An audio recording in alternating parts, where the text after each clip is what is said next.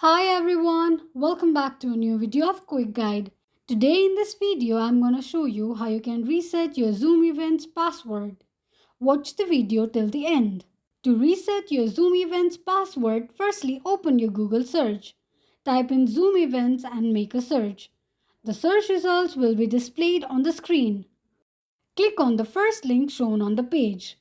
It will take you to the login page of Zoom Events. Enter your email address.